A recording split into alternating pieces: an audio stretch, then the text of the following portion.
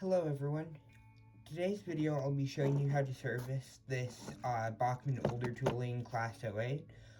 This is a very common model. I think a lot of people have them because they've been around a long time. They're still fairly well detailed models. They're obviously not as good as the new Bachmann 08s, or even I'd argue Hornby's 08s are a little nicer detailed than this, and that company that I don't like, which starts with A and ends with Curascale, is making a new tool to 08 as well. So by most standards, this 08 is kind of obsolete now, but I think the detail on it's still pretty good. It still looks like an 08. You know, it doesn't have working lighting. It's missing a few details, but overall, it's still a pretty good model. There are a few things about this model, just some notes that I want to make, and things I want to point out about it. That I think are beneficial to know if you're servicing the model, so that's why I'm making this video. So, to start this off, I've got my servicing cradle right here. I'll just zoom out a little so you can see it better. Stick my 08 in the top. I believe I pointed this out in my previous servicing videos, but I always put a piece of paper towel in the servicing cradle just to avoid scratching delicate bodywork. Which the best example of delicate bodywork would be my Bachmann J72. It is so easy to scuff the paint on that the lining off on that model. It's not even funny. With this model, I haven't found that's as much of an issue, but I still do it anyways. So you'll see on top, under the bottom for the base keeper plate, there's a screw here and a screw here. Those are the only two screws you need to remove the base plate. Base plate on this model is actually quite nice, which I know is a weird thing to talk about, but it's made of metal and helps this model be even more heavy than it already is. This model, the body on it's all plastic, but it has a very chunky chassis, so it's got some decent weight to it. It can pull a lot. It's great to use for shunting lawn trains and that sort of stuff. So anyways, you can see here, base plate's made of metal, got it off just with those two screws.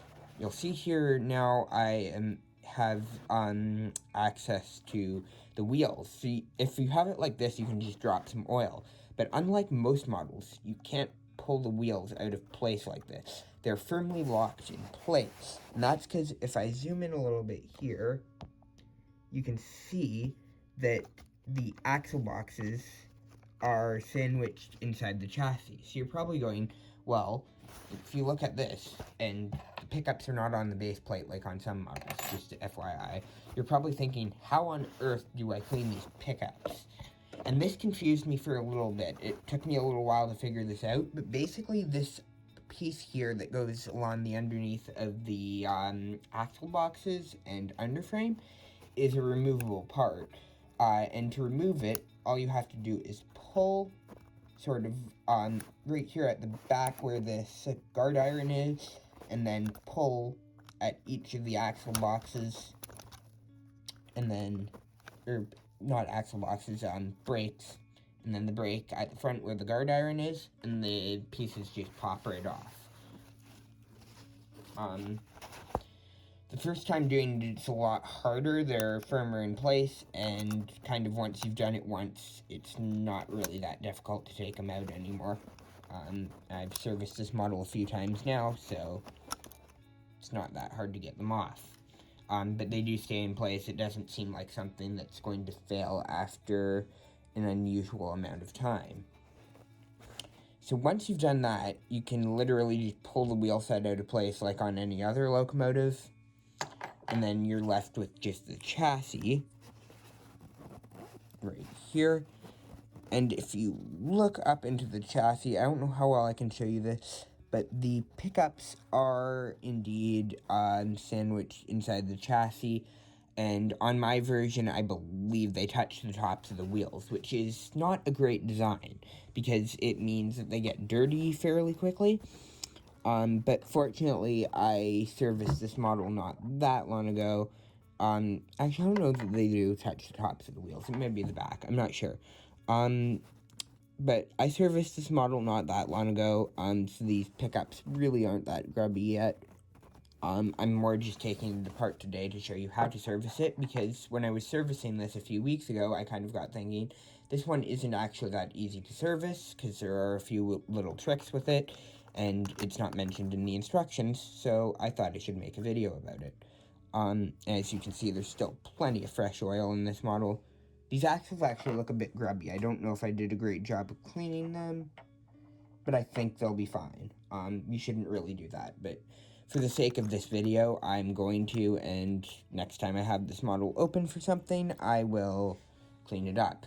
So anyways, once you have that done, you can put once you've cleaned the wheels up and stuff, you can start putting the brake rods back in place. And to do that, you just simply put them in like you did before. Now these can only go in on one side, and the way you tell the side is there is a bit of molded, camera won't focus, there is just a little bit of molded detail on the front, and there is not on the back. On the back you can actually see like the injection pins and stuff. So you want to make sure that the side with the detail is facing out, and these pins need to be at the top here that clip into place, which would mean these rods go on this side, like so. I think these rods go on this side. Nope, I got that backwards because I didn't consider that you can flip the piece around. Yeah, but you cannot put them in backwards, like right here. Sorry about that, my camera cut out. But what I was about to say is I was just going to put the brake rods in off camera, and I did do that since it cut out. So I'm just going to replace the keeper plate now. If the screwdriver will actually get my screws. I use a magnetic screwdriver, and it doesn't always work for some reason. There we go, that's in place.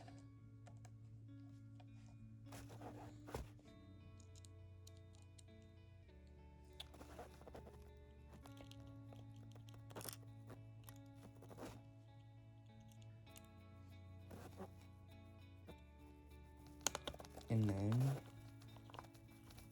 that is in place, sort of. There we go. Now, for removing the body, normally on this model, you need to get a flathead screwdriver, if I can find one.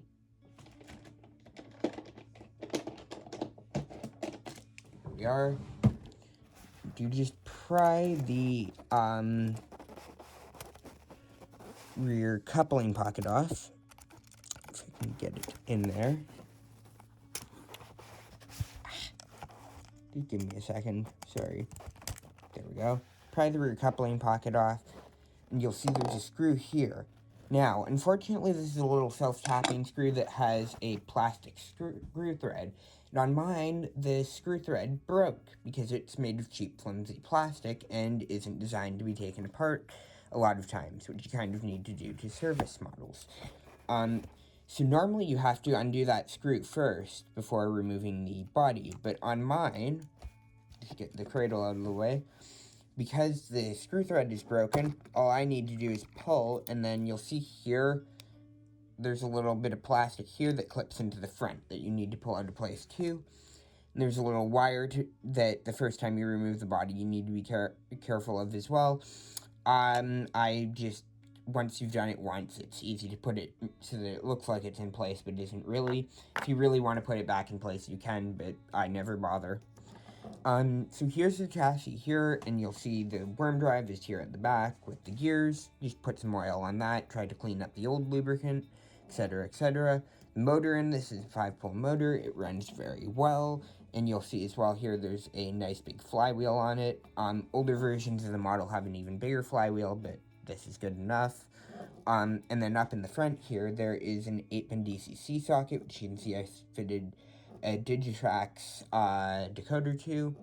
So yeah, that's basically all there is to this locomotive. It's super simple to service. If you really want to clean the gearbox out, you can pull the motor out of the clips, but I don't know how many times you can do that, and I find it a real pain on Bachmann locomotives to do that, so I've never bothered. But yeah, that's basically all there is to servicing this loco. It's pretty simple, but there's just a few things to be aware of, such as the brake rods and also the screw in the back here. But yeah, it's not that hard to service. There are just some things to be aware of. Anyways, that's all I've got for today's video. Hope you learned something about how to service one of these if you've got one yourself and are having some issues, and I'll see you in the next video. Bye.